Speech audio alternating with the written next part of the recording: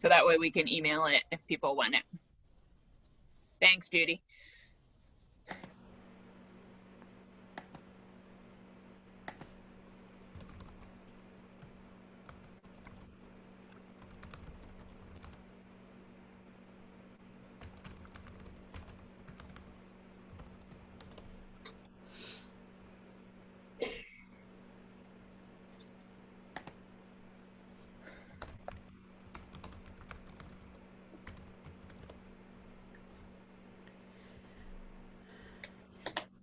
Elaine!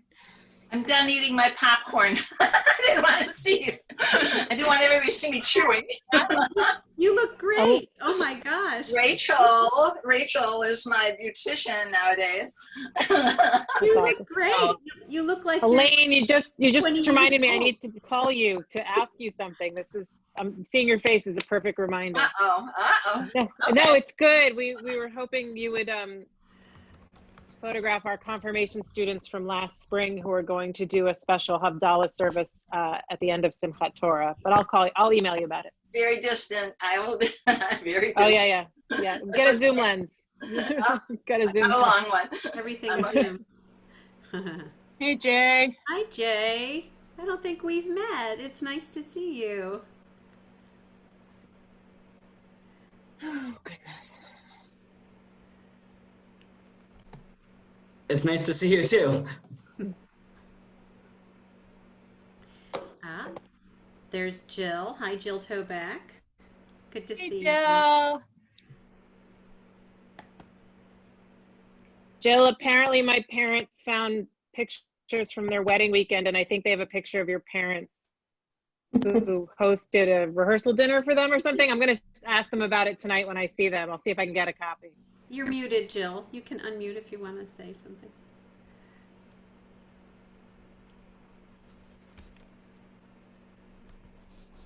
Will confirmation take place in the fall as you had talked about back in the May timeframe, or are you going to wait till next spring? Or we're going to do a special service for the class that did not become confirmed last spring, where it's going to be on Zoom, a Saturday night Havdalah service, and then hopefully this year's class will be able to do it on Shavuot as scheduled. We'll wait and see. This particular class from last spring did not want to do it unless they could do it in person. So we waited, and we found a creative way to help them out a little bit, but it's not the way we normally do it, that's for sure, Ron, but it's the best we can do with the circumstances. Yeah, there's not much you can do right now. No, but you'll be able to Zoom in, and we're hopeful to, with a lot of creative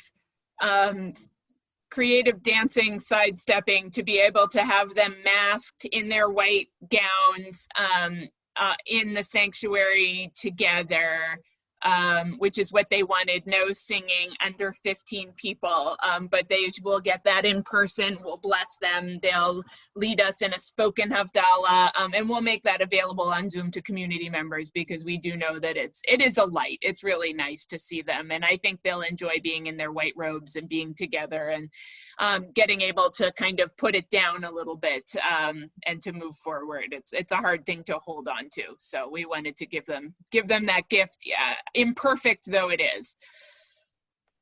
Makes sense. Yeah, absolutely. Yeah, I wasn't sure if you're going to do that or do what a lot of the colleges are doing, have a dual commencement or dual confirmation, next May. But I think you made a good decision. Yeah. This particular class in general, they're all about, it's a really cohesive team. So we wanted to give them their time. Yeah. And like everything else, it's COVID time strips things down to their essence. So, and that actually will take us into our conversation today, but with confirmation as well as bar and bat mitzvahs, it really distills what is essential, true, and meaningful about an experience. And I think being able to offer them their Hebrew verse in front and offer them a blessing in front of the ark, to allowing them to write and share their Jewish identity, and as they express, to be together in the same place in 3D actual, even if it's masked, and that singing, that gives them the essence of what's important to them. And those things end up being pretty incredible gifts in this moment when so much is about disappointment and loss. I think it will actually be nice. I'm looking forward to it. Really thoughtful, wonderful group of kids. I mean, they all are, but this group has had a lot of things to let go of. It's hard. It's really hard. So I think I'm going to begin. I think that's a really great way to begin.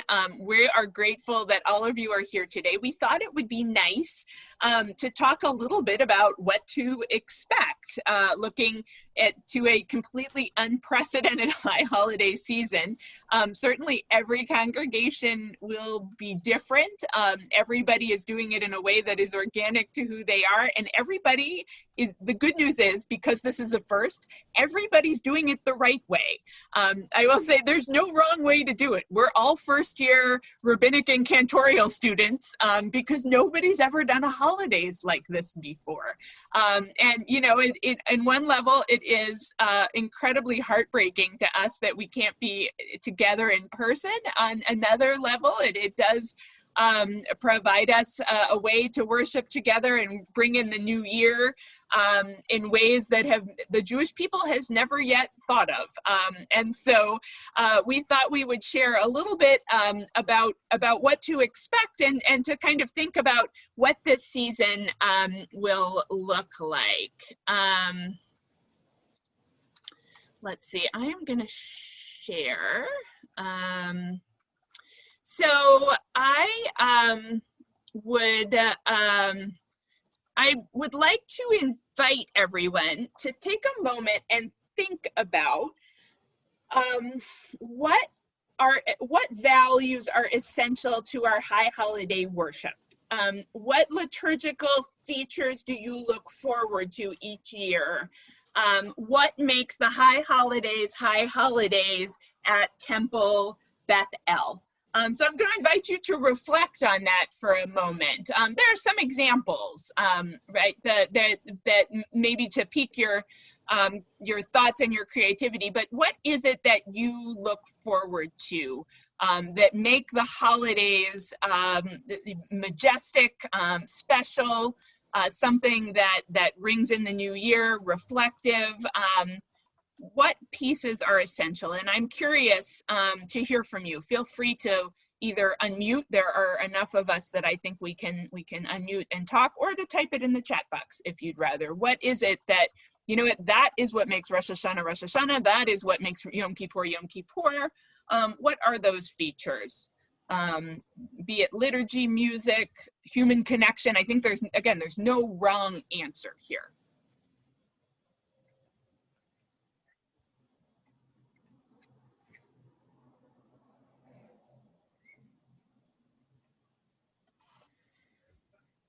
I speak? Yes, please. Okay. Well, for me, it's not just the music, it's the setting. There's a sense of serenity. There's a peacefulness that I think the music brings out. I think that seeing so many people, that many of whom you only see at the high holidays, it's seeing families together. You know, that's something I think we're all going to miss tremendously, of not only seeing people, but seeing people from generations, you know, the kids who come back to be with their parents, or the parents who come back to be with their kids. It's a special time. It's just a special moment. Yeah, absolutely. Thanks, Jill. And some of those things I think we can try to create remotely, and others we'll be missing. And we can try to give voice to that. We can try to give voice to that and knowing what we'll miss. And we can try to recreate some of the things that we love. I see sermons. I promise there'll be sermons, lots of sermons, so many sermons, as well as, okay, thank you, Jackson, I'm talking. Okay, thank you, thank you. As well as music and some of the musical selections and the Serenity. I think those are things that we can also share digitally. You know, it's those things are very, very possible. Anyone else want to weigh in about what makes the holidays the holidays? Certainly, there will be lots of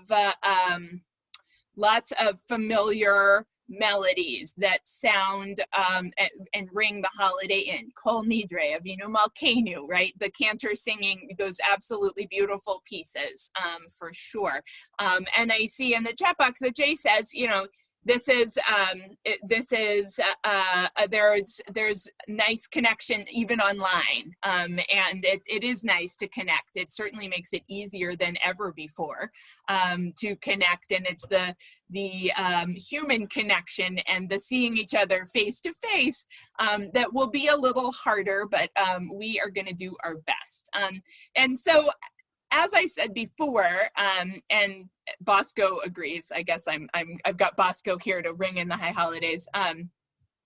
It is true of B'nai Mitzvah. It's true of everything in this moment, that it brings to the fore what is essential. It really distills down the moment into what is essential. And I think it's really helpful to think about what is essential for me. As we walk into the high holidays, what is it that I am hoping to get out of this season, as imperfect as it will be? What is most essential?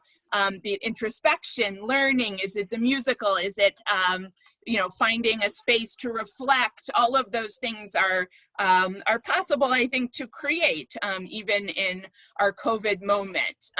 That being said, Cantor Judy and I have gone to great lengths to reflect on that ourselves, and to walk forward knowing what do we think is essential about worship at Temple Bethel for the holidays, and to know that you know, this is something that we look forward to every year too. And one of the things we look forward to is seeing you and being all together, and that is as heartbreaking for us, I think, as it is for the community, but to also know that there are pieces that we can grasp and bring forward as we celebrate remotely. And Judy, I don't know, do you want to add a little bit to that? Sure. I was just thinking, you know, as we've been creating these services, most of it will be live, which I'm happy about, because I think, you know, in the moment, at least we can imagine that we're connecting with you. I mean, we can't see you, but we know that you're going to be there.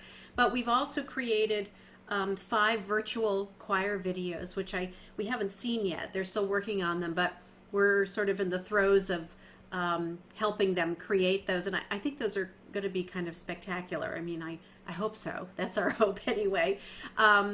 And I think, you know, we've added some other creative things to flesh out the service and to make it interesting.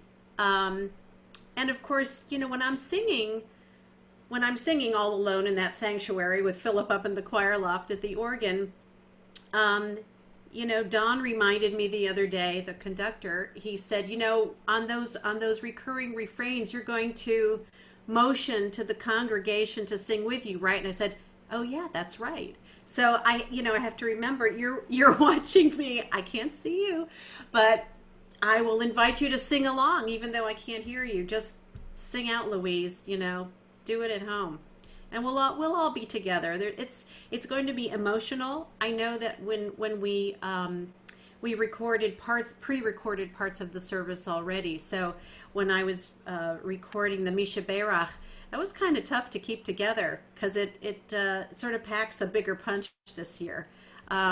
So, you know, I think everybody's just, you know, really raw from the experience, but we're trying to bring you something that's still special, and with lots of hope that we'll be together next year, of course. Absolutely. That being said, what we are offering, I think to walk into it expecting what we're used to offering and just COVID style by Zoom creates some expectations that we can't possibly meet, right? And so some things will be different. Services will be shorter. We realize that you sitting for 3 hours on Zoom is somewhat excruciating, and don't want it to be so. And so we've worked to really condense to the essence of what each service is. And so there are multiple opportunities for Yom Kippur. You'll be able to go straight from first thing in the morning all the way through Ne'ilah with one experience after another. But each of them will be relatively shorter. Nothing will be longer than 90 minutes.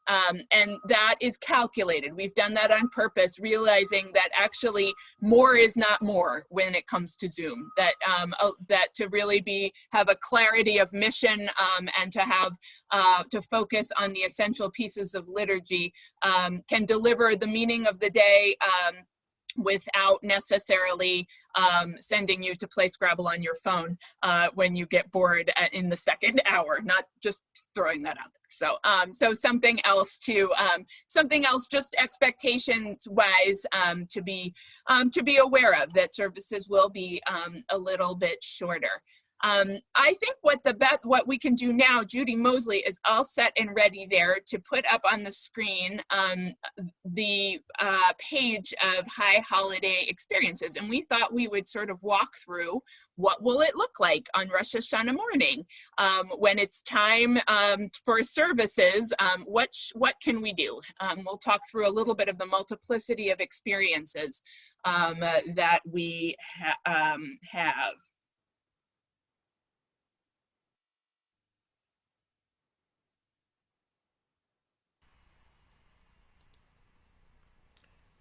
So I'm gonna start with our home page, and I just want to clarify one thing, that Sarah's saying Zoom, but most of the services are actually live streamed, so you can't see each other. But there are opportunities where you'll have to gather in Zoom and even have breakout sessions and meet other people. So if you go to our home page, there's in big red is click here for High Holidays, or there's a tab for High Holidays. So if I go here, it's going to take you right to our High Holiday page, our High Holy Day page. And there's tabs up here that will take you to the different sections you're looking for, but I'll just scroll down and show you. So we've broken it up by Rosh Hashanah, Yom Kippur, and learning experiences. And you'll see the click here will give you more information. For instance, our the shofar for hope is pre-holidays, but we are blowing the shofar in 3 different places in the state.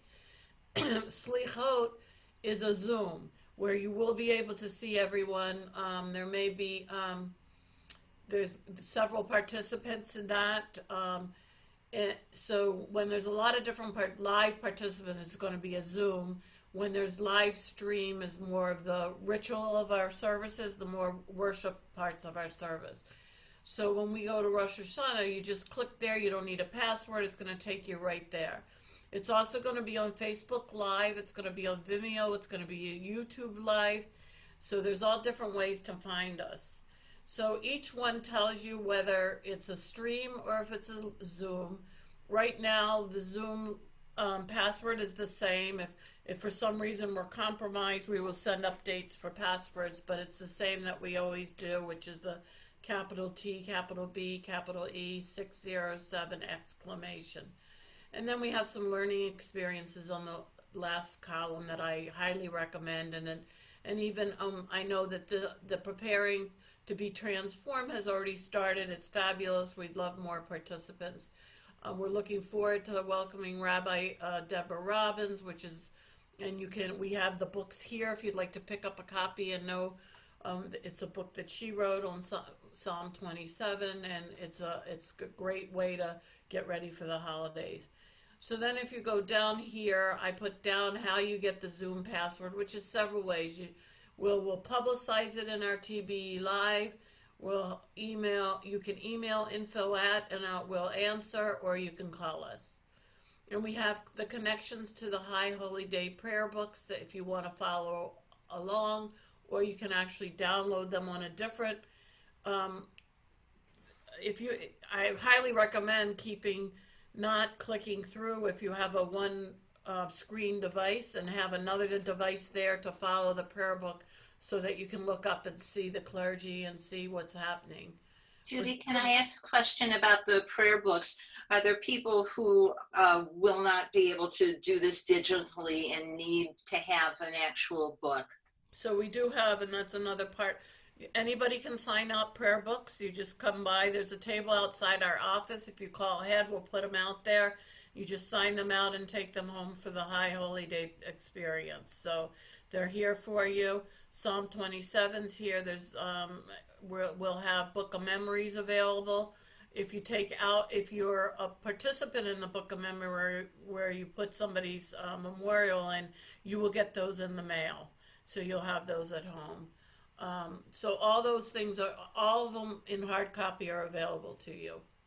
Are there people who need it delivered? I'm on the list. So I have my cell number out there, and info goes to my email. If anybody asks and we need to do that, we're more than willing to do that. I'm working with people that have technology issues, so we're trying to reach as many people. We are right now in the process of wishing everyone a happy new year and seeing if they have concerns about the holidays on calls. So I've gotten a few requests and I'm working on them. Well, if you need somebody to deliver, I mean, I'm staying put mostly, but I can certainly drop off books. I know my temple in Indianapolis is doing that. They're having a core of people who are driving books to places, Right. to different members. So that's why I brought it up. Thank you. Thank you, Elaine. And Elaine, if you hear of people who need deliveries, will you let us know? Sure. Thank you. And that goes for everybody, really, actually, if you hear of somebody who needs us.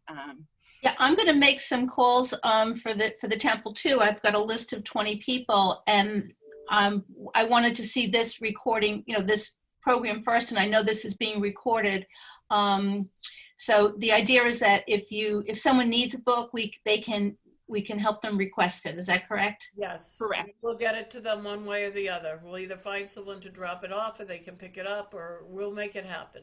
Okay. And do I make an appointment for me to pick up my book? Do I make an appointment for that, Judy? Is that how you want You it? can just call in, and we're leaving them out on the tables for you with a label on it, so that we're just tracking where they are. So yeah. Okay. And what are the hours now for the office? We're open now 8 to 4 again. And Monday through Friday? Well, Friday we're open till 2, sorry. So Monday through Thursday, 8 to 4, and Fridays, 8 to 2. Okay. Thank you. So we are doing our food drive differently. We will have individual boxes outside the meeting hall, and if the weather's bad, we'll have the meeting hall doors open, and the boxes are labeled. So we're pre-sorting, basically. If you bring in the food and we've requested certain items, you'll drop it in the right box so that nobody's touching anybody else's things, and we're safely doing it, and then we'll distribute it to the different agencies. This year, most of the agencies are really encouraging the financial support of it rather than the items, because they're in such dire need for so many things that they can't limit it to certain collections, but we have to limit it or we would be overwhelmed, and we don't want to have crowds here to sort. We just can't do that this year.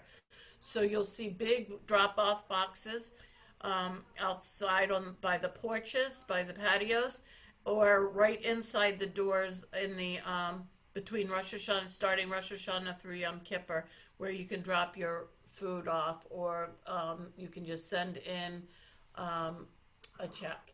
And then we are also having, usually after Rosh Hashanah, there's an opportunity to go, we go up to the Ark and spend some private time. And this year we're doing that several days between Rosh Hashanah and Yom Kippur, when you can come by 3 to 5, safely different distance. We're being very careful here. We ask you to wear masks. We will have someone in the lobby and let one group in at a time, and if and everybody needs to be spaced out. So we will control that as safely as possible for you. So please take advantage of that. I explained a little bit about live stream versus Zoom, which I already did, but there's more detail there. And then I put some ideas about how to make the experience better by connecting it to your large screen TVs, and I put some directions and how to see it in different places, and and some videos on how to do it. And we're also here to help you do that. So I did a couple different ways to do it. Everybody's TV is different. I can't account for everything, but you might want to just try to pre-connect it to a YouTube video beforehand and test it out. If you really struggle, we can help you. On the day of services, we will have the staff, the admin staff, answering phones if anybody has difficulty with anything. I have a great volunteer who's very technology savvy, so my husband's going to kind of run the help desk. So he may be able to walk you through it, but I highly encourage you to try it beforehand, and maybe even have 2 devices if you're going to follow along in your prayer book on your electronic device. Put your prayer book on one thing, have it on your screen, and enjoy seeing everyone. And you'll see on the schedule one of the things after Rosh Hashanah, we're going to have a Zoom meet and greet where we're going to try and see how many, hopefully a lot of people will sign on, and we'll even make smaller breakout rooms to have some conversations and wish each other greetings, and look forward to seeing everyone then. And there's other opportunities where you'll have time to see more people. So does anybody have questions for me? I know I did that kind of quick, but we're here for you, and we're gonna try to help as much as possible, and everything's on the website. I think maybe we'll invite Rachel now to talk a little bit about some of the religious school events and in-person events coming up that really we are thrilled for anybody to join us, as well as the bags. We have little goodie bags as well. So Rachel, and to talk about kids services. Great. So hi, everybody. We have a lot of wonderful things planned. I didn't prepare to share my screen, but if one of you guys want to share it with the page for the High Holiday Hub for Families. We have a bunch of activities happening. We have Rosh Hashanah services on the day of Rosh Hashanah at 2 p.m. and on the day of Yom Kippur at 2 p.m. for families. That will be via Zoom. And they'll be very similar to what we've done in the past with singing, and we're going to try to even make them a little more fun and interactive, as well as prayerful. And as you can see, we made a hub for families.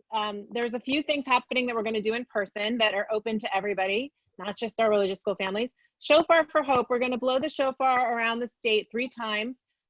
If you want to join us, you need to pre-register for both social distancing and making sure we have the good numbers, but for contact tracing.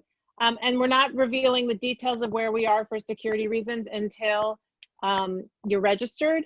But we'll be down in Warwick on Tuesday the 8th at 4 p.m. In Cranston at 10 a.m. on Sunday the 13th in conjunction with going apple picking, and on Tuesday the 15th at Temple. So that's what's happening in terms of being together. And whether you're at one of those events or if you just don't have time to join us, we're making goodie bags available for all of our congregants, 1 per family. With apples and honey and a yahrzeit candle and some millet for tashlich. You may have read about in the shofar, and we'll include the information again in the bags about how to do tashlich, but also why we're choosing to use millet as opposed to birdseed or challah. And all sorts of other fun information to make your high holidays special. Wait, go back up. Just I want to share everybody. We're to show them the high holiday card campaign. We're asking all of our kids to make high holiday cards and drop them off at Temple. And if you guys want to participate, that'd be great. We thought the idea would be great if everybody would receive a high holiday card from our students. And we hope we get enough, and we'll send out as many as we get. And but if you want to, you can download the card template so you can make your own and drop it off. Just don't seal the envelope, and we'll make sure people in the congregation get some love from us. So that's another one of our campaigns. We're really excited about that as well. Awesome. Thank you. Maybe Great. we could just give a little pre exposure to Sukkot and Simchat Torah, just a little bit. We're just getting going on it, but there's some exciting things. Rachel, maybe you can. Sure, absolutely. For Sukkot, we usually, allow our kids in the religious school to help us decorate the sukkah. And so we're giving them an opportunity, again, to download things at home or make their own decorations and drop them off. But we're also going to have a few times between Yom Kippur and Sukkot for students to come sign up for a slot. So we'll have socially distanced craft tables available on the patio, weather permitting. And then all those decorations will be hung up. We're inviting also families to send in. Elaine, pay attention because you're the photographer, so you may have access to some fabulous ones. If families want to send in pictures of themselves, like as a family, and we'll laminate them and we'll hang them in the sukkah as well. And then Friday night, Sukkot falls on Shabbat this year. Friday night, we will Zoom Shabbat services at 5:45 from the sukkah. And everyone will get to see the kids' decorations, and it will be a Ketanton style service with our Ketanton song leader and coordinator helping us celebrate Sukkot and shake the lulav and smell the etrog and all that good stuff. The following week will be Simchat Torah, and we just confirmed that we'll be having a special concert service with an artist named Alan Goodis, who's an incredible Jewish artist. And the reason we chose Alan is we're using some of his music during the children's services for Rosh Hashanah and Yom Kippur. So he'll be joining us via Zoom. We traditionally do consecration of our first grade students and our new students. And so what we're going to do for them is invite them during the week of Sukkot, leading up to Simchat Torah, to come in and be blessed in front of the Ark by Rabbi Mack. And if they allow us to take a photograph of them, we'll have a little slideshow of all of our new students to happen before the concert. Elaine, you want to help us with that? Thanks, Elaine. That's what's going into first grade. It's Matilda. Oh, that's great. So, and of course, I have to make sure I can get enough mini Torahs from them, thanks to the sisterhood. And we love to celebrate them. And it will be so sad to not be able to unroll the Torah for everybody and dance like we do every year, but we're really excited that Alan Goodis is going to join us and help us celebrate this, end of the season and beginning of a new school year. And just so you know, we're not officially starting classes for religious school until after Simchat Torah on October 4th. So, and just in case you really didn't hear, quick plug. Thanks to the generosity of everyone who has supported the endowment over the last 5 or 6 years, religious school is now tuition free. We do a small fee for our B'nai Mitzvah students in grades 5, 6, and 7, but it's free to members. And so if you know families, everybody, enrollment's open, but if you know families who don't belong to our synagogue, it's really easy to be accessible, be a member, and also get Jewish education. So send them my way. I'd love to talk to them about all the magic we're making. It's going to be a very exciting, albeit distanced year at the religious school. And I just want to make sure everyone knows that our Benefactors Fund is funding our high holidays this year for the technology and the production and all these extra things that we needed to do this year. Instead of doing a speaker or a concert, they have decided it's so important for our temple that we should be funded properly to bring this to the community and have everyone feel like we're at Temple Bethel celebrating together. It'll be like if anybody saw the picture of the man with the doing the Democratic convention from his basement with the multiple. Well, we'll have a production manager like that in one of our classrooms going in between for our live streams. It's counterintuitive, and it's like we need more staff, not less staff, for the digital moment. So. Absolutely.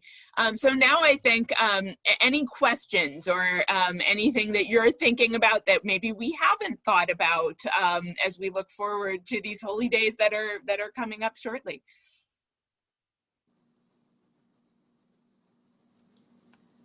Sherry. It just is incredible. It sounds like you've really thought out everything so amazingly well, and just incorporating ways for all of us to feel connected, and that's really hugely appreciated. Oh, I'm so glad to hear it. We did try, and I hope that we can do the best that we can. And we did add a Zoom oneg after Yom Kippur morning services, because we know that this, as two-dimensional as it is an incredible blessing to see each other's faces. And as Judy Mosley explained so well, the live stream doesn't let us say Shana Tova to one another. So we will also have an opportunity to say Shana Tova as if we were in the foyer together right after Rosh Hashanah services, and we will try to divide up into groups so that we can actually have a conversation with one another. We'll see how that goes. Technology, you know, it comes with bumps, but we're looking forward to making an effort to do that as well. So, thank you so much. Thank you for everything. It's our pleasure. It's been a labor of love, and as I said, we're heartbroken as well, but also really just grateful for the spirit with which the community has entered into this moment, and glad that we can also use it in silver lining kinds of ways to try new things, and to you know, to look at things from a different perspective. I'd like to just point out that sometimes, and I am not very technologically advanced myself, but I know there are some people who are even less so than I am. And if you do groups, or can I just recommend it might become very clear that there are some people who need some assist. I've noticed that on, for example, if there's been a funeral or there's been a shiva, not everyone understands or has the experience to understand, you know, when to turn off your mute, or, you know, whatever it might be. So I think we need to be sensitive to that in case somebody needs a little assist. Absolutely, absolutely. We have a lot of tech assistance going on, and listen, we all need assistance. Hopefully, we're going to make an effort. There's a way for Judy and I to pop in and out of each group. So I'm hopeful that, I mean, that scares the pants off me, but I think, so that we can personally wish Shana Tova. We'll see how that works. I think I'll be among the technologically challenged in that department. So Is that called a Zoom mingle? It's a Zoom mingle. You can pop in and out of groups. And I will throw another plug. Rabbi Robbins is amazing. She wrote this book on Psalm 27. It's a reflective sort of spiritual journey through through Elul, and I had a long chat with her last week. She's from Texas. She's one of the early female rabbis in the field. She's been there for 25 plus years, and her work is beautiful. She's a wonderful teacher. So encourage everyone to join us. We hope all of you will join us the Monday before Rosh Hashanah for that. She actually had a sabbatical for a lot of the pandemic in Wellfleet. She has a home in Wellfleet. So she might be from Texas, but she has her feet in New England. And I'm grateful, again, it's a silver lining that we can have a rabbi from Texas teach us the Monday before Rosh Hashanah when she herself has to lead Rosh Hashanah services. So I want to know about the Shofar of Hope. Can you bring your own shofar, or it's just listening to one person? That's a really great question. I would actually, I mean, Sarah, correct me if I'm wrong, you know, it's blowing the shofar is a transmitter, and so I think we should just leave it to our shofar blower, and so we can stand far enough away. We wanted everyone to hear it, but if everybody's blowing it, that's dangerous, actually. So we don't want to put anyone in any extra danger. We have our own shofars, and you saw Matilda blowing, so I was wondering if she could go ahead and bring hers to go ahead and do it as well in our family group. But if you think not, then I'll say no. I think we could probably, I'm assuming if you come to Temple, we can probably find a way to distance and blow separate directions. What do you think? I mean, I think we just have to be cognizant of, you're not blowing your shofar at somebody. It's one of those things. It's outside. Yeah. No, I think if in front of Temple, we could probably arrange for a way to do that safely. Put a cover on it. I've seen some covers for instruments. Cloth covers that have tighten it up around the.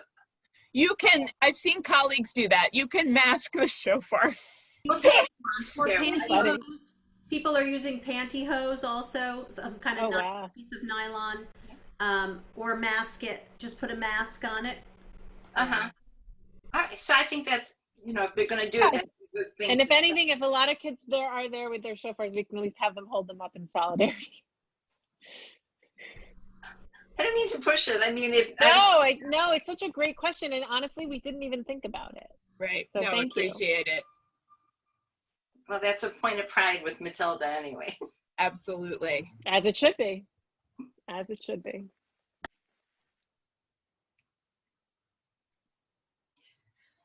Any other questions or thoughts about what to expect, or any other way we can be helpful to give insight into what this majestic season brings us this year? So there's going to be a link if somebody wants to hear this or has questions or something like that, they'll be able to find this link somewhere. I can send it to people if they have a request, but we can also post it in our media files. We'll put it up there. Can you just email it? I'd like to have, if you could email it to me so that when I make the calls, if somebody wants it, I can forward it to them. Is that okay? Absolutely. All right. They may not want it, but at least this way I can, I have something to send.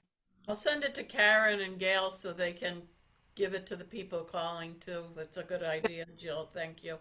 Yeah, can you send one to me as well, please? Who was that? I wasn't looking. Me, Sherry. Sherry. Thank you. And you're Actually, like, it was Juno really wanted it. True. True. Miss Oh. us. Elaine. Thank you. you know, the other silver lining is that you have a choice this year. You can dress up as you normally would for the high holidays, or you can just have your PJs on and just know that Rabbi Mack and I will be there with our white robes on, all ready for you. And you can think about what's under them. I didn't. Oh my! I wasn't No, but going there, Judy. But as my husband reminded me, we don't have to worry about stressing about finding a parking spot. Right. You know, True. there's all sorts of, and we have friends who don't live in Rhode Island anymore, or live somewhere, or quarantining somewhere else or whatever, that can join us. Right. Absolutely. Is there You a know limit who? on the Zoom? How many people or no limit? No limit. We can have as many as we would like. You know who emailed me? We have a limit of 1,000 on Zoom. I don't think we'll go to that. That would be a good problem to have. It would be a good problem to have. Yeah, Shannon Kochanek, our art teacher who moved to California, just texted me and said, "I'd rather be with you guys for the holidays." I said, so that's another, right? We get to have her, have those who have gone afar join us again.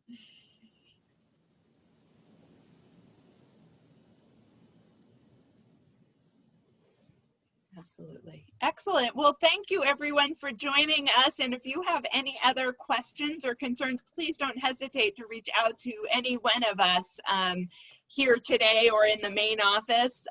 We live to serve and are happy to help with technical issues. I will out Rachel and say she is the Macintosh person. If somebody has a Mac issue, Rachel makes home calls to help with that. And Judy specializes in PC. So if we can be of any assistance in your preparation, providing books, doing a drop off, any questions, we love to hear from you. We miss everybody in person, but we'll look forward to ringing in 5781 as our amazing community. Thanks, everybody. Good to see you. Good to Thanks, see Bye, everyone. everyone. Thanks. Well, be well. Take care. Take care. We'll look for you picking up books.